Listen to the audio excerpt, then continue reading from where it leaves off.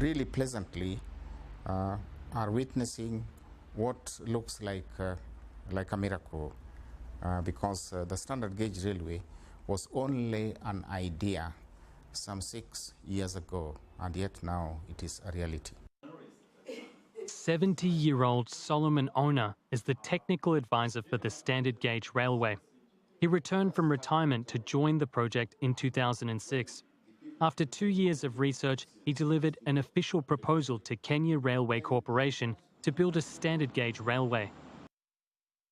It was fortunate that the Minister for Transport was very enthusiastic about the new railway and went ahead to sign a memorandum of understanding with China Road and Bridge to undertake a feasibility study of the Mombasa to Nairobi section.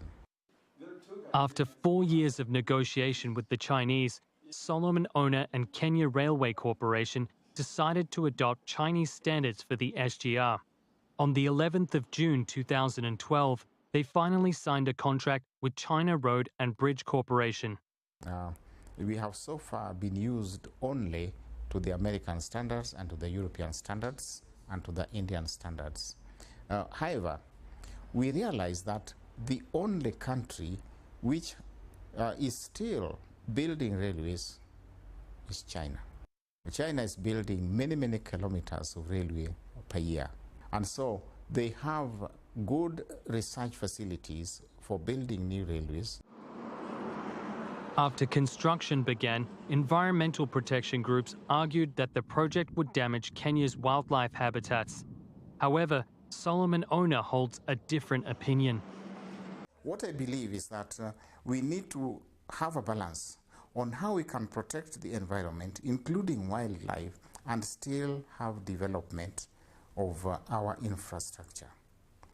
And I don't consider this to be extremely difficult, because right now we have the technology to develop an infrastructure that does not interfere with the environment. I will give the example of the standard gauge railway through the Tsavo National Park. For that railway development, the contractor has provided a lot of underpasses for the animals at various migration points, so that the animals can easily get from one side of the road. Solomon Ona is now the technical advisor for the SGR. The Mombasa-Nairobi section will be commissioned soon, and construction on the Nairobi-Malabar section has already begun. I would definitely like to see my name mentioned in the history books. But the fact really is this, that whatever I have not done because I was forced to do it. I have done it because I loved to do it, to realize a project that was better than the railway that I was operating before.